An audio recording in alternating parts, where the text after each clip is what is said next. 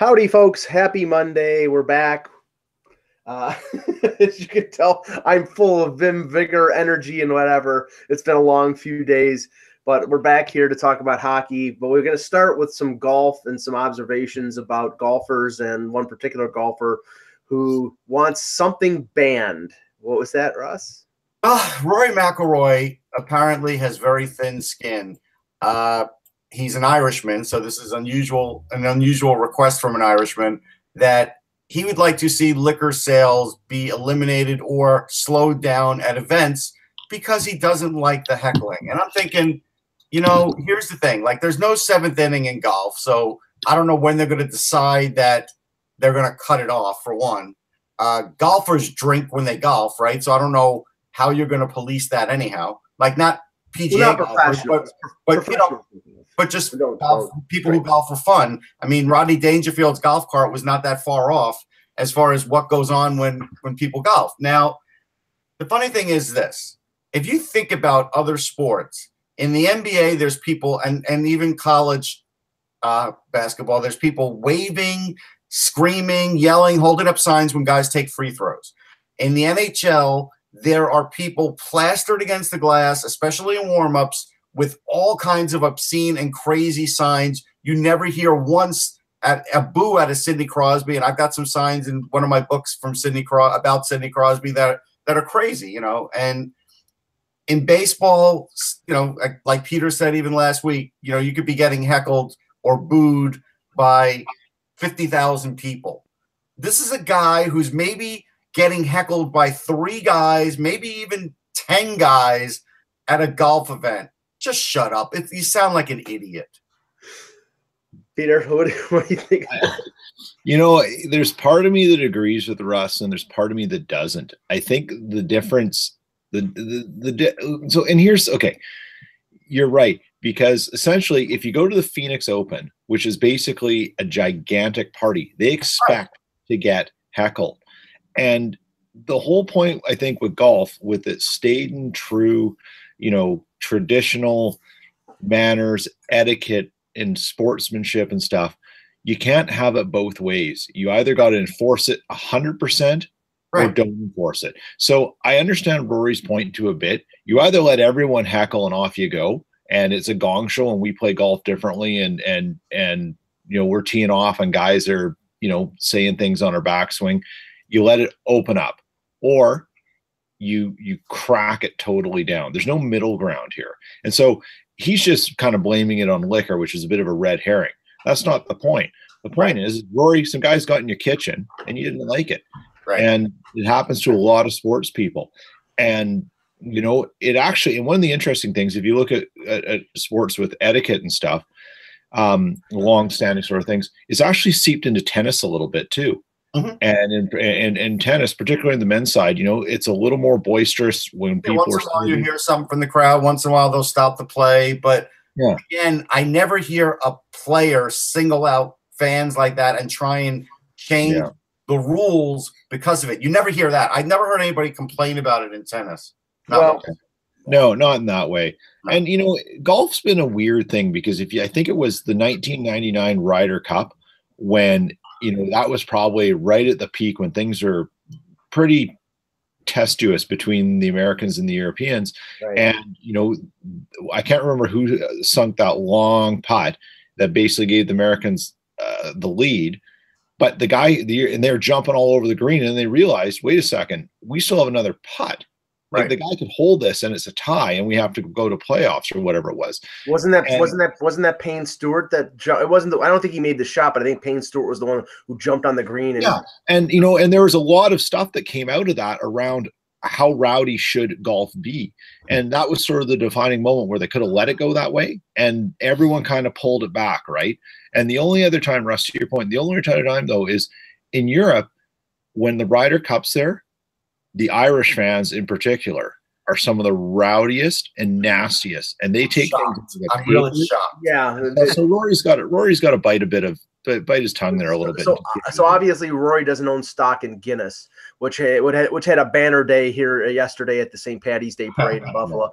Let me just say one thing, because I only usually watch the majors and when it comes to golf, but because of the whole Tiger phenomena, I watched last week in the final round, and it was funny because it was in the back nine, and he hit a drive, and usually like somebody will yell like it's in the hole, like Bill Murray or something like that.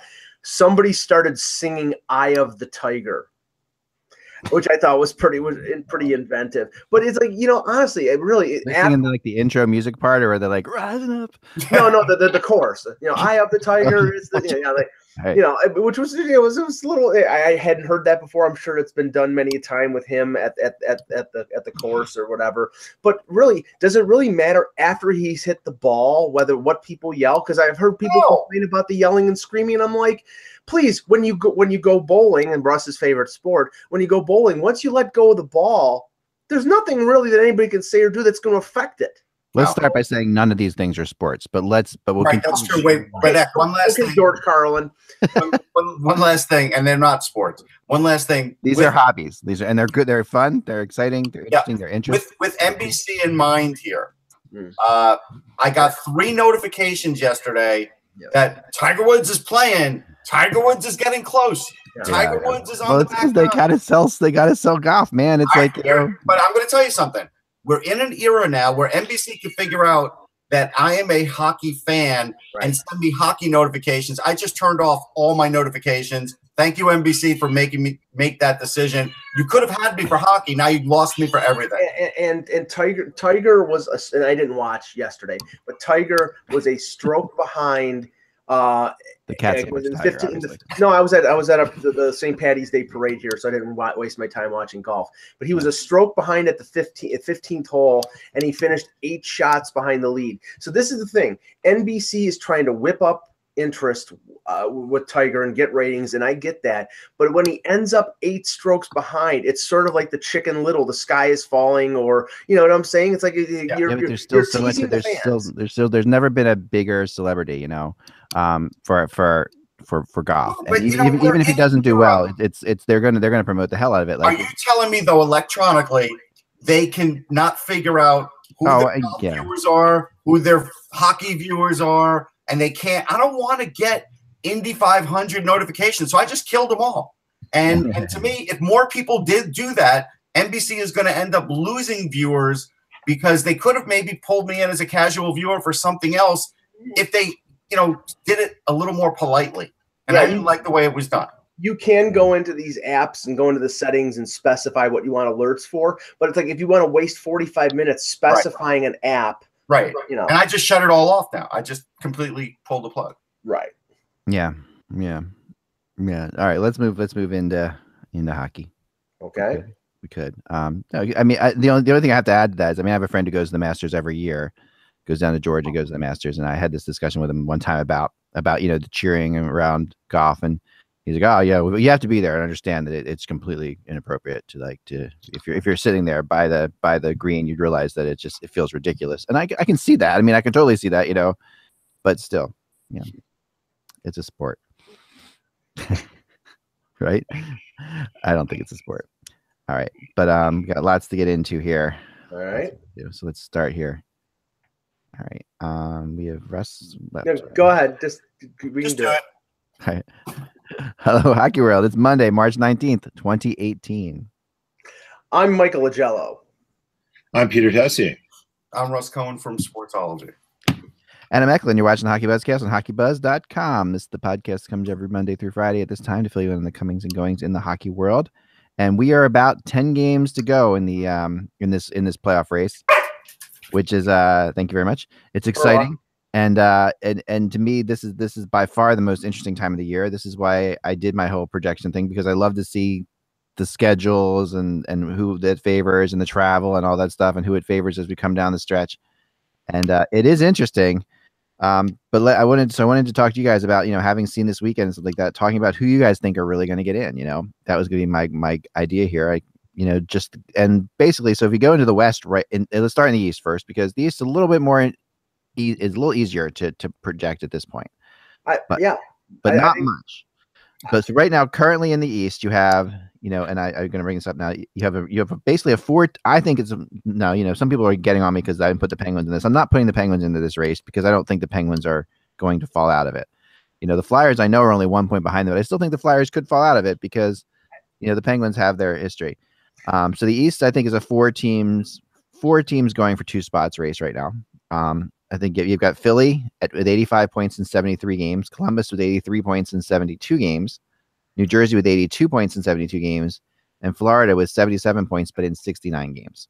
So, Florida's got another week. If Florida doesn't pick it up in a week, mathematically, they're not going to have a chance anymore.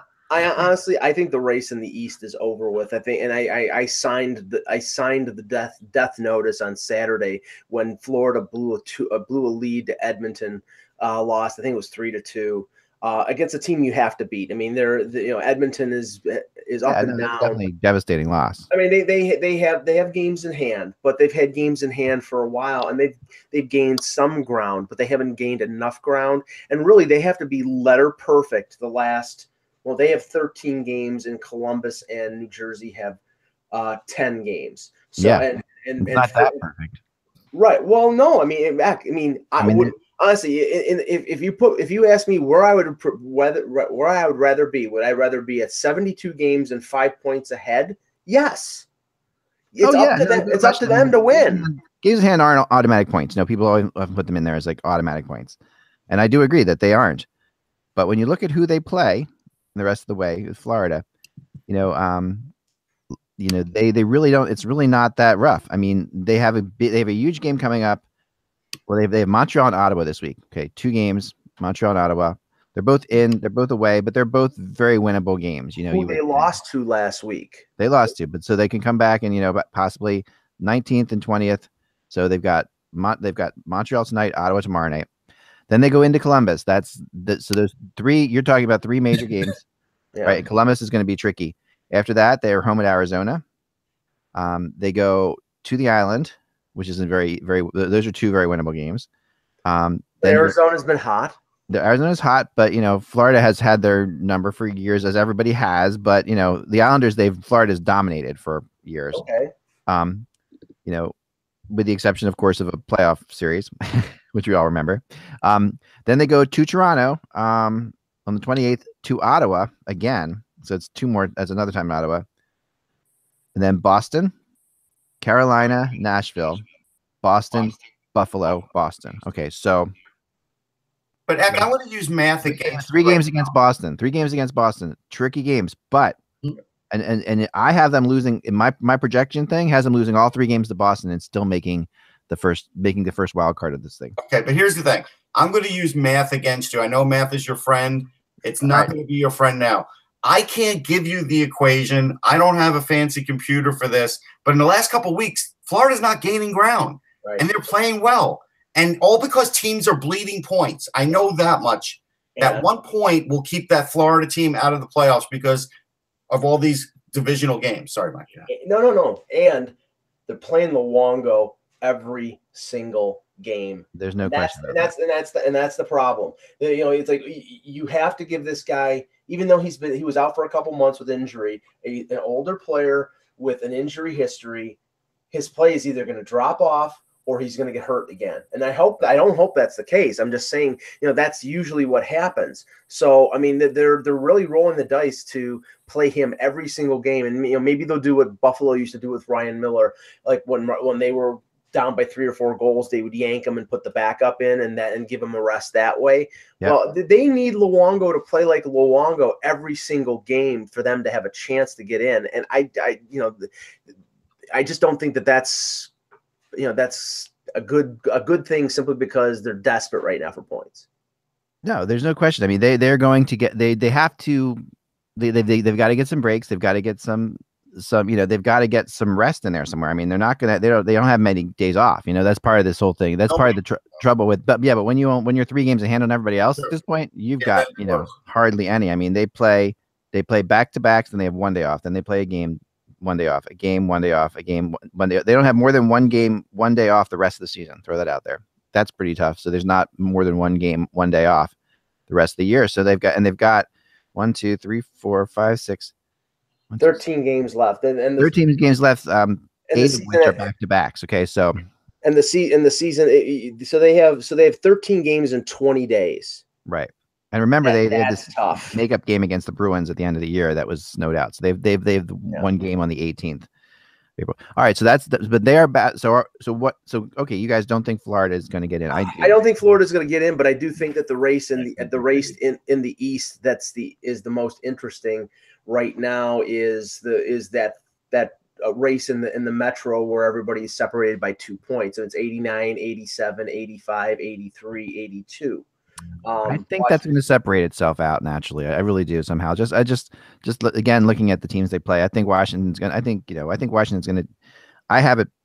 Well, I went through it game by game. Washington with 107, Pittsburgh with 103, and Philly with 101. But ask Russ about the Capitals because. Go ahead.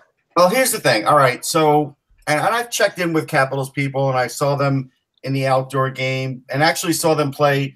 A lot better in the outdoor game, but there were things going on then with the team that are still going on now. Their power play stinks. For the amount of players that they have on their team, their power play stinks. They were 0 for 3 again last night. It's pretty brutal. I mean, I don't even know I don't know how many shots their power play generated, but it wasn't enough. That's one thing. Another thing was, so in the locker room, and this may be Barry Trotz's fault because the other day he's basically saying, hey, we're trying to keep guys healthy here. So does that mean that you've told the team not to play hard? I doubt it, but that's what it looks like. So if the Caps are going to sort of coast into the playoffs and then try and flip a switch like they're the Pittsburgh Penguins, they could get eliminated in the first round very, very easily because whether it's a team like Philly coming in hot, whether it's somebody else coming in hot, you can't just simply switch it on, especially when Braden Holtby's not even having that great a season. I got to tell you, Philip Grubauer played a really good game yesterday, but the Caps defense lasted for about a half a period in the first period. After that, their whole defensive plan went awry.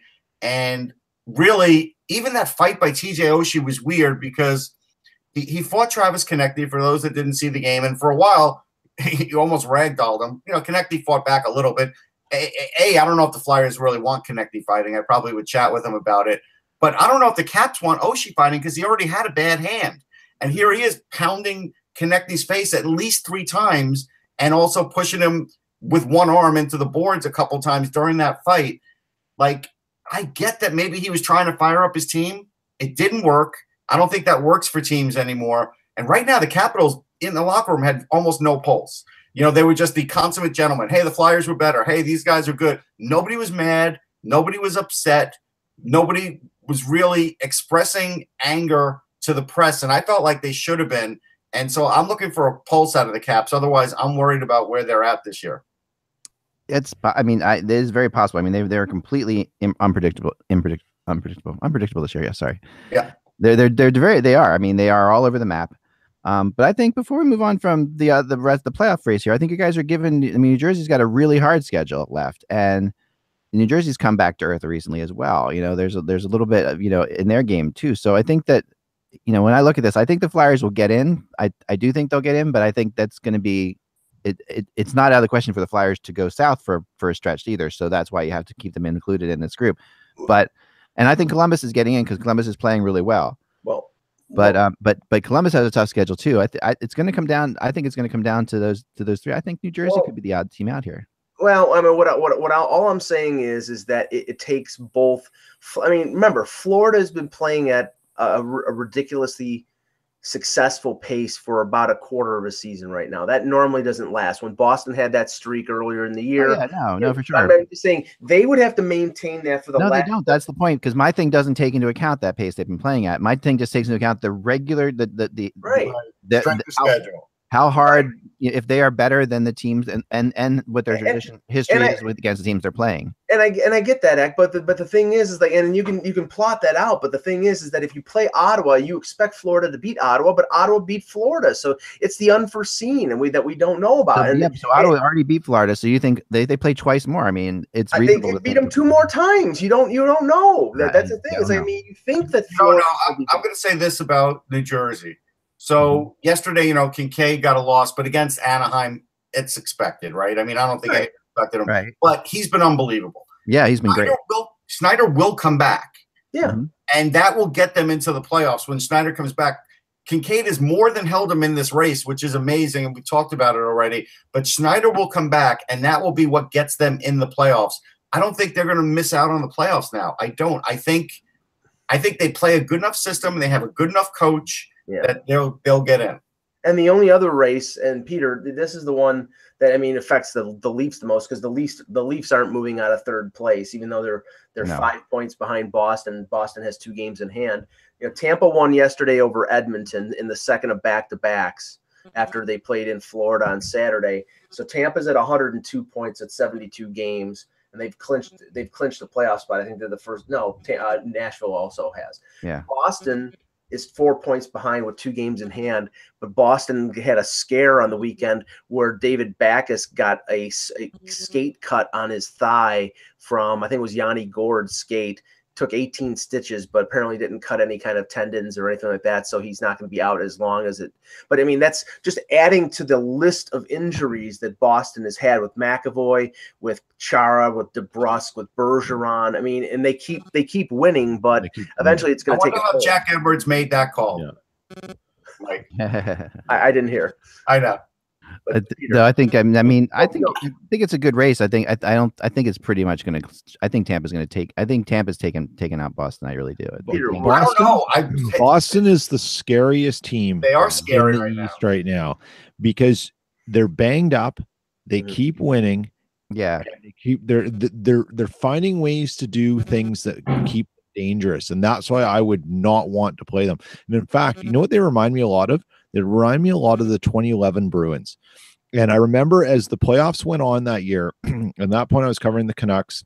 All madness is breaking out in Winnipeg with the Jets coming, or the Thrashers coming. And people in Vancouver were getting goofy about things. And I said, that's the last team you want to play. You want to play the Lightning. You want the Bruins and Lightning. And we saw what happened. Yeah. The Canucks are banged up, and the Bruins, they didn't crumble. They didn't crack. They just basically took it to the Canucks over 7 games. And, they could do that again this year. I got a couple of things on that, Peter. But in 2011, Pete, the haters will tell you that was all Tim Thomas and Rask can't do it. I think they're quieting down on that now. I think they should. And that's good. Mike and I talked about this on our podcast Friday night.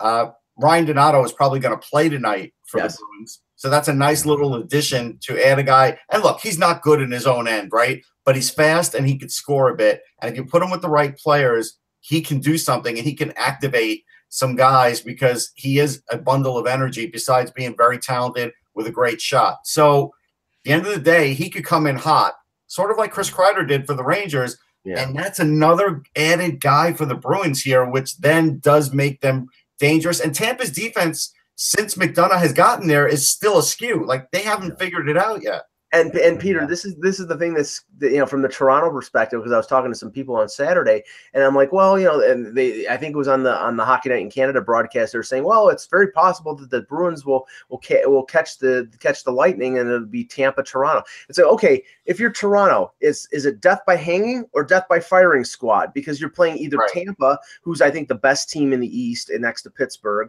and Boston, who's been, in spite of injuries, been a very consistent team the entire year. I'm not saying that Toronto can't win either one of those series, but it's going to be a hell of a hill to climb to beat either one, and I can't see an advantage of playing one over the other. That's a really tough one down the stretch. I mean, to Boston's schedule, okay, they also don't have more than a single night off the rest of the way, which is tough for them. Right. They have Columbus tonight at home, but then they go on a road trip that's awful. St. Louis, Dallas, Minnesota, and Winnipeg. You're going into 4 cities, all battling for playoff spots, all feeling like they've got a shot here. I mean, and then you come home to Tampa, so it's like that.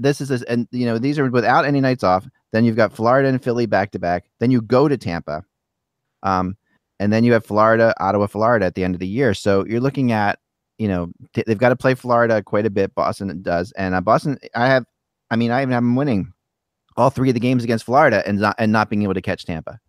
I just think that it's a really tough mainly because Tampa also has a really easy schedule the rest of the way. That's the other thing that plays into this too. So as it plays out, it really looks like that's how it's going to go. I mean, we never know, like you say, but you have to. Boston historically, by the way, does not do well at the end of the year on these. They have these long road trips all the time at the end of the year, and they've been nightmarish for the Bruins. I mean, they've had a couple situations where they've got thrown out of the playoffs by them recently. This is a better Bruins team, but this is a tough spot. But let's go to the Western Conference, because that one's even crazier. It's ugly. Well, before we go down the list, I have to just say this: the Dallas Stars are done.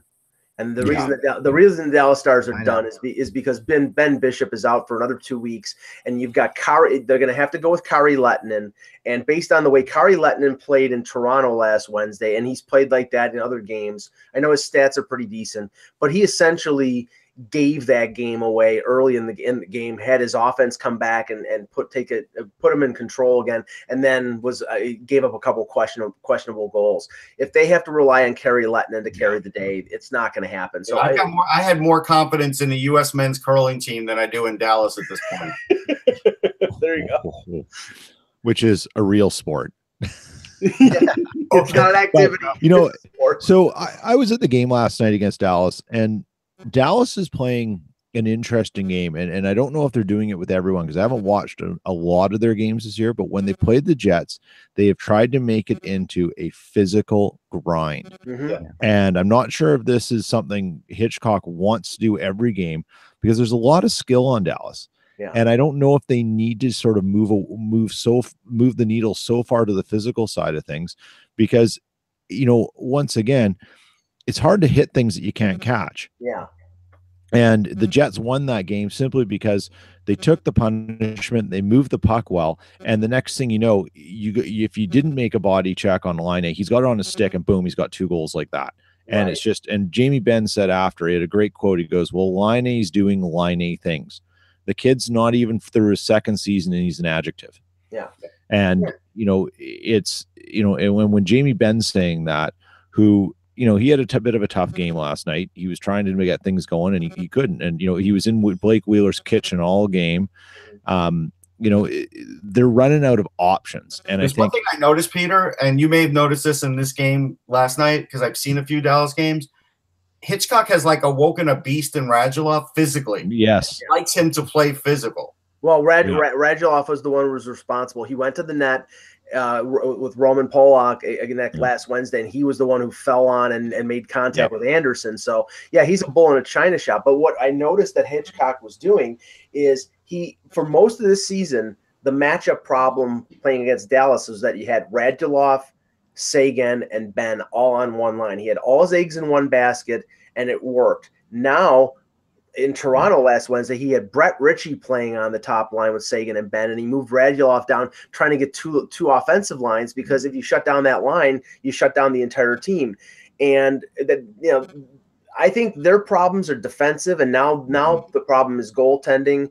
And I would be surprised if they make the playoffs. But give us the rundown on that. Yeah, I mean, the rundown basically right now, as we probably know, is that you just lost, has we have, and I think this is going to change a lot more. Where I think the whole standings in the East could stay kind of how they are now. I think we could see a lot of changes as this plays out. So right now you have the battles. You have Minnesota basically in third in the Central, 89 points in 72 games. I think they're going to stay there. I think they will remain there. I think Minnesota's and they're not going to go up. They're not going to catch Winnipeg. But the second and third teams, so San Jose and Anaheim in the Pacific, San Jose has an unbelievably tough schedule. They really have, when you look at their schedule, they're really up against it. They could, and then those two teams, 72 points, 89 games, 73 points, 86 games. Anaheim, I think Anaheim's going to move up into the second spot and go into second. And then after that, you have Colorado and LA, 86, 84. These are all 72 games. And then Dallas, 84, 80, and St. Louis, 83. St. Louis is still in it too, which is people keep thinking St. Louis is not in it, but they are very much still in it. Yeah, Calgary's still in it because Calgary's an easy schedule, even though they are 80 points and they're back far. So the problem is with Calgary is that Mike Smith, I can't remember who they played on the weekend, but I think he gave up 6 goals on 20 shots. He looked really, really bad in that last game. Might take him a couple games to get back going. Right, but they don't have a couple games. If you're at 73 games, if you have subpar goaltending for a couple, you stick a fork in you, you're done. That's the problem. It's like if you had 15, 20 games, you could accept that. But they have Arizona 3 times. That's another thing. So like there's that. Again, they're hot. They're hot. They're a hot team right now. I know they're hot. They've got they play Vegas, who they play Vegas twice, and who is not that hot. But Vegas, is a team that people, I think going on the stretch they're gonna be fascinating to watch. As that plays out, I think LA will move up. I think LA will move into the 3rd spot. But the way I have this playing out is I do think. I'm not where you are on Dallas yet. I still think Dallas can squeak into this spot in the final wild card. I think Colorado gets the first wild card and Dallas the second, barely over Calgary. And I think San Jose is going to fall out. San Jose is going to fall out. I think San Jose is going to fall out of it. Even I've though been saying that for a month. You've been saying that for a month, and I kept saying they're going to make it. But when I really looked at their schedule, it doesn't favor them at all. I'll read it off to you. The funny thing is that they were saved this weekend by Evander Kane scoring like Evander Kane hasn't scored in a while. I don't know how long that's going to last, but yeah, I mean, I wasn't following the game by game schedule of the Sharks, but I'm just looking at the overall quality of the team and the Sharks without Thornton, and I still haven't heard anything about him. When he's coming back. So that to me means that he's not coming back. Otherwise, we'd hear reports of him skating. I thought I saw something about Thornton that said he's had surgery, right? Right. Okay. So, but it said he would consider coming back in the playoffs, and they were doing some sort of brace thing with his knee, and I don't know. I mean, Anna Joe Thornton on half a knee is better than a lot of guys still. Sure. But he probably feels a sense of responsibility because he took $8 million after Marlowe went to the Leafs, and they paid him a nice big ticket, and he's a Hall of Fame player, and he's still a very effective playmaker. I don't think their chances are very good, even if they do make the playoffs without Thornton in the lineup. With Pavelski as the number 1, that's fine, but they just don't have the depth up the middle that they normally had. Whereas I don't think they. No. But their problem has always been, Mike, they cannot play against the Central Division, and that they've always gotten destroyed by the Central Division. They kill the East. They're really good against the East. They're decent against the Pacific, but they're terrible against the Central Division. And they've got a similar type road trip where they go to Chicago, which is not you can say okay Chicago, but still Chicago has dominated the Sharks and continued in this year too. Beat them pretty handily earlier this year. Yeah, but I watched some of that Chicago-St. Louis game last night, and it was a big victory for the Blues in overtime. Yeah. But the Blackhawks, Russ, were playing JF Berube, and they've been playing JF Berube the last I know they are. And that's, but then they also they go to St. Louis, Nashville, and Las Vegas, and on that trip as well. So wait, is JF Berube moved ahead of Anton Forsberg on the depth chart? Yeah, JF Berube played back-to-back nights in Buffalo, loss. At home against St. Louis, OT loss. So they played him back to back. So if he's auditioning for a job, it's probably for their ECHL team, wherever the hell that is. Yeah. There's a lot of it's going to be a race right down the end, and I think you still have all these. I think all these teams are in. I think Calgary is still very much in it. I really do. We'll find out. I think that Dallas, they could fall out of it. I think when I look at the teams in here, I think Colorado will make it. Yeah, to say that's the only one I'm rooting for Colorado because I like some of the young players on that team, and I sort of want to vote for McKinnon for the MVP, but it's like if they don't make the playoffs, I know a lot of people will rule out McKinnon as a legitimate MVP candidate because they're not a playoff team. Yeah, well, that's baloney. But here's something Colorado can do to bolster their team, Mike. UMass is out of it. They could sign Cale Makar now. Yeah. And Cale Makar would have a huge impact on that team if they think he's ready. Yeah. Which I think after what we saw in the World Juniors, it's probably worth the dice roll. And I don't believe he would burn a first year of entry level because they could sit him out one game, play him 9 games, and it wouldn't burn the first year. Right. So that could be a huge boost for Colorado, and nobody's talking about it. The other thing for the Sharks is Michigan's still in the playoffs, but if Michigan falls out of it, Josh Norris could be a guy that that maybe makes the jump. And Josh Norris is a heck of an all-around player and a really good goal scorer. So that's somebody San Jose could pick up down the stretch here too. They're going to need something. The Sharks are going to need something to help them through this, because this schedule is brutal, and and they are really they're facing teams they just historically have had tough times. Now the one benefit of it, they are playing the teams they're battling. Like they play Colorado, they play Dallas, they play Calgary, they play LA.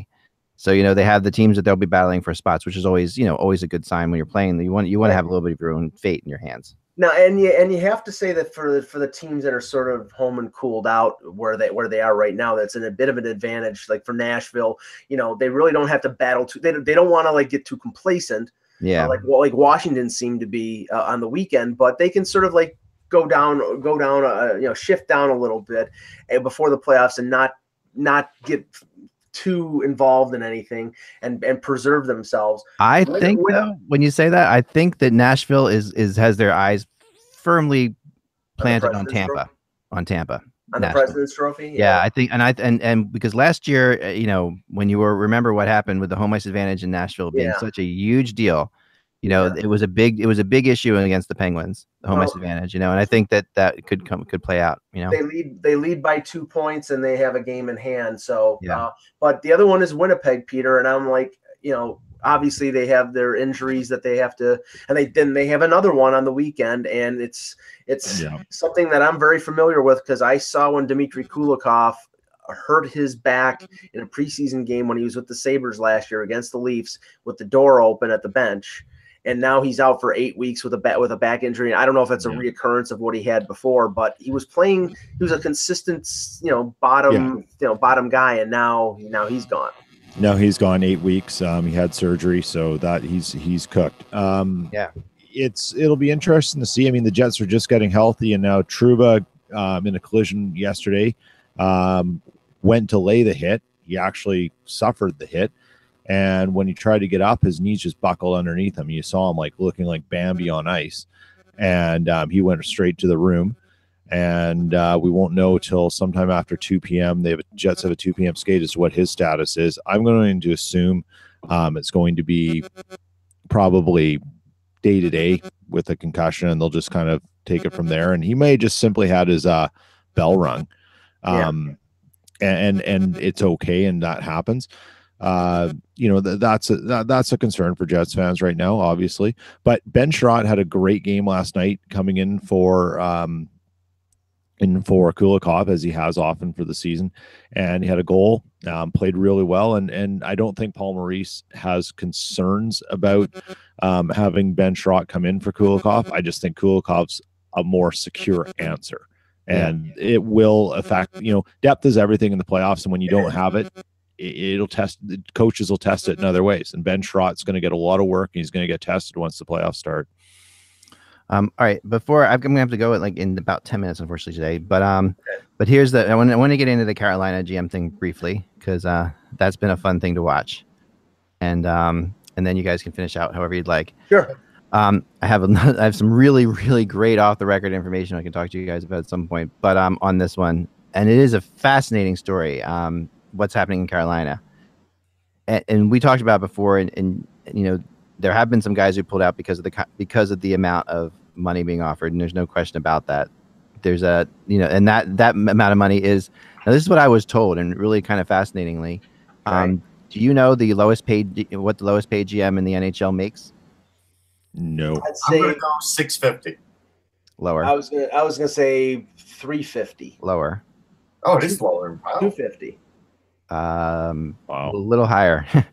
So $300K. 275. 275. Oh, all right, I thought they were at a higher scale than that. No, okay. they all are, except for in Arizona. Arizona pays their GM 275.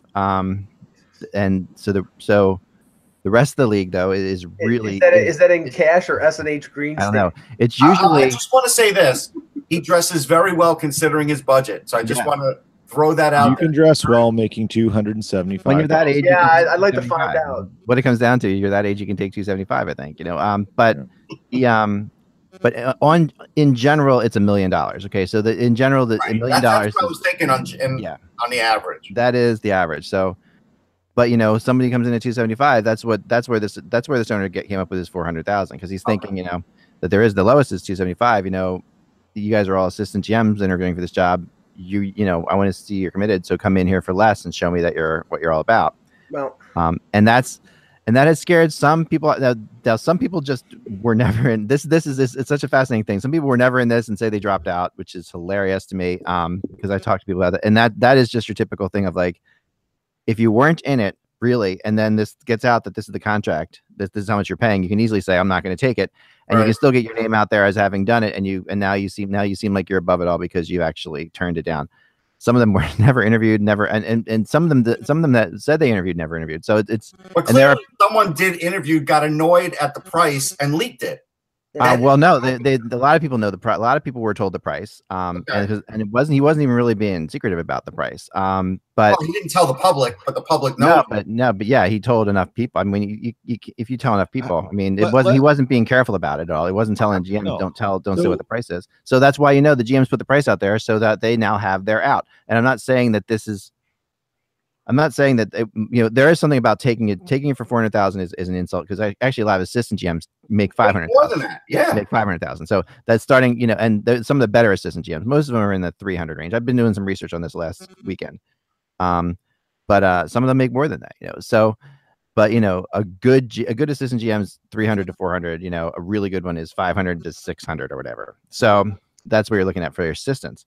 And if you're a GM, remember, GMs are often money people. They're people who assistant GMs are often money people. Right. They're people who don't want to bring the price down of what a GM makes.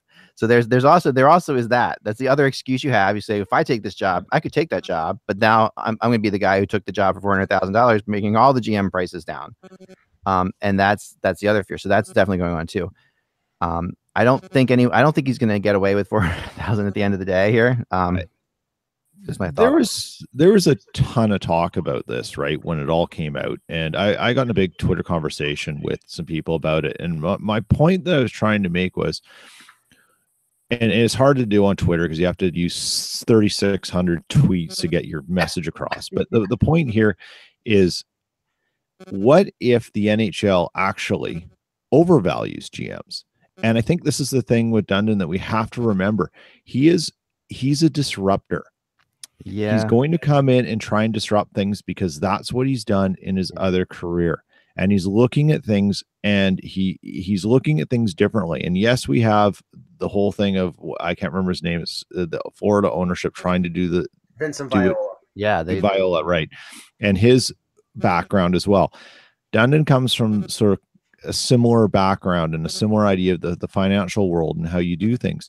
And I don't think he's afraid to spend money. I'm just saying, why would I throw it? And I'm not saying he's right or wrong. That's the biggest problem I was trying to get into on when this happened is I wasn't justifying it. I wasn't saying he's right. I'm just saying it's a way of looking at something differently.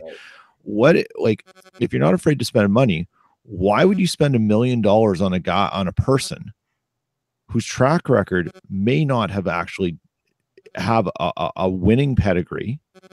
Right, he may not have won anything for the teams that he's been a GM for. Yeah, and why are you going to spend the most money on him to possibly cause you the most damage? Well, it's interesting, you're right? Like, and so it's you got to think that's the way around of thinking of it. It doesn't mean he's right. Yeah. He's looking at it. I think he is thinking of it that way. I think you're right on a lot of that. Part of it is he's thinking there's only 31 of these jobs, and that people are going to want to get that, the people are going to want it, so they're going to take it for less. In which case, though, you also remember that he's got a PR issue going on right now too. Oh yeah, he's not particularly a guy who wants to be in the spotlight as much as he is, from how I gather it. Okay, I think he had to know by doing it this way he was going to be in the spotlight. He knew he had to be aggressive because he felt like there was a problem, right? Yeah, but he will be happy. From how I gather, he'll be happy, kind of fading back into the background. But he needs to hire the right kind of GM to do that, because he needs that GM to be the guy who's going to take over the talking for this thing. I mean, is he trying to get on Shark Tank, Russ? I mean, because that's the way it's at. No, but here's the risk. I will tell you the risk, and Peter will probably agree with this. The risk is he may not want to spend $1 million on a guy with not a great track record, but all those guys know how to work in this business. Yeah. He doesn't know how to work in this business. And if he may overvalue himself, and that could be a problem down. He's being told that by and Russ, that's the other side of this, right? This is still a fraternity. Oh yeah. And there's a what some would believe, you can have this debate another time, a very capable GM who's sitting out there who's not had a sniff of work because it was believed that he was too aggressive in rocking the fraternity. Right.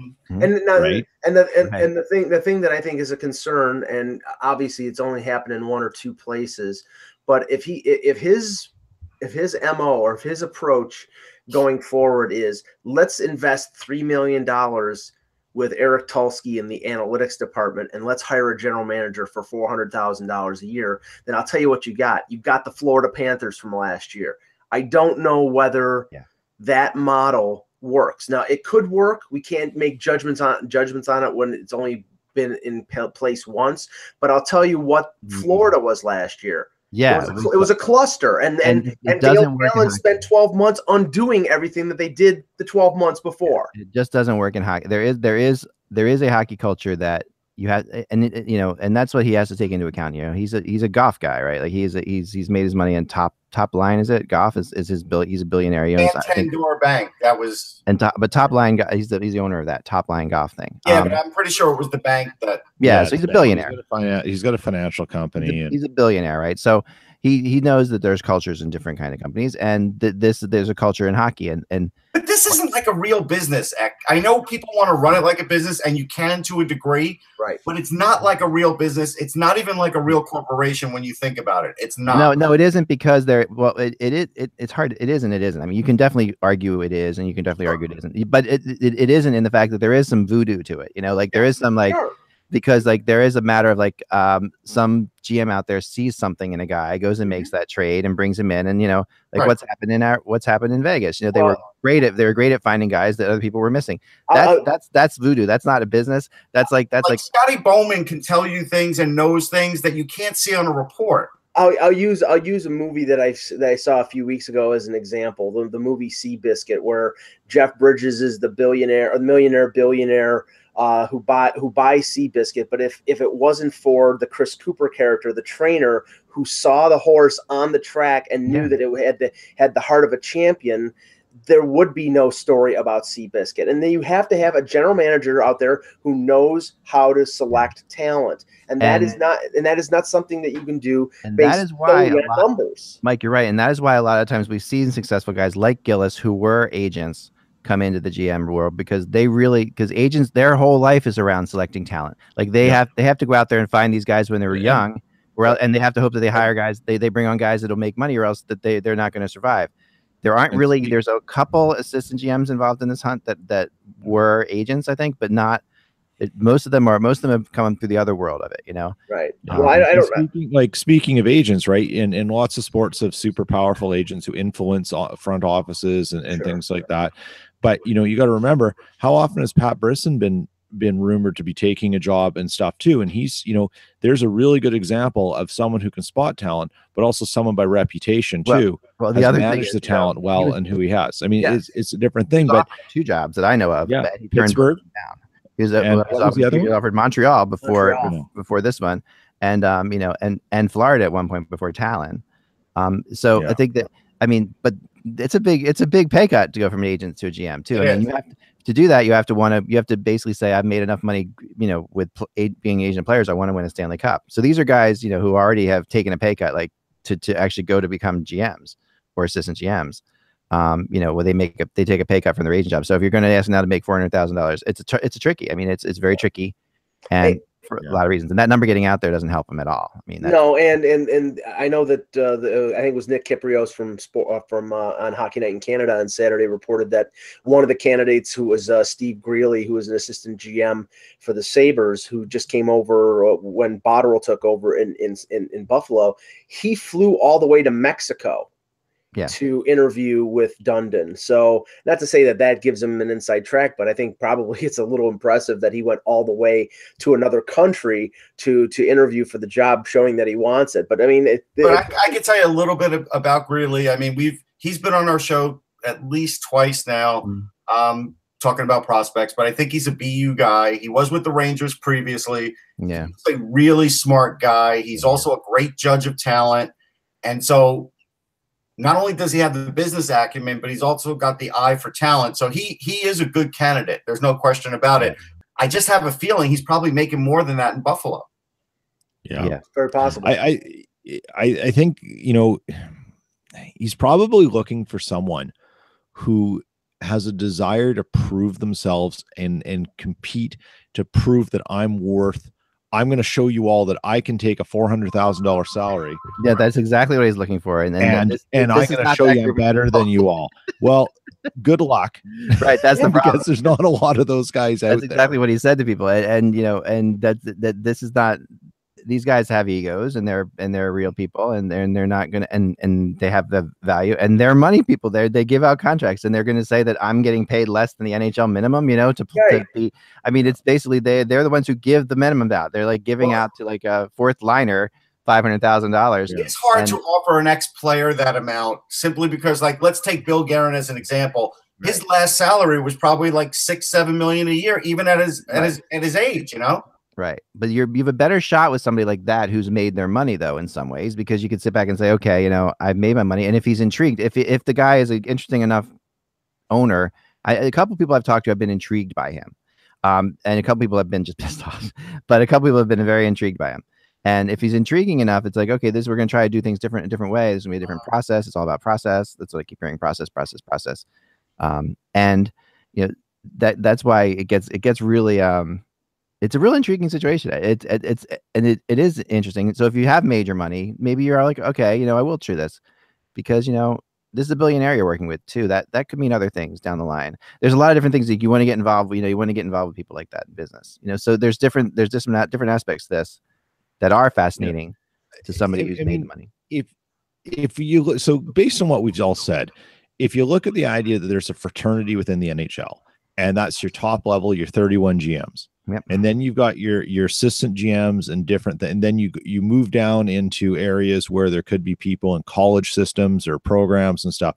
So you take all that and you throw in possible candidates, okay? And then you say at $400,000, but you answer directly to the owner. Take the money out of that or rephrase it and say, that's not enough money to deal with this headache. That's the other thing that's going to come out of this, right? And you're, because think about this, Peter.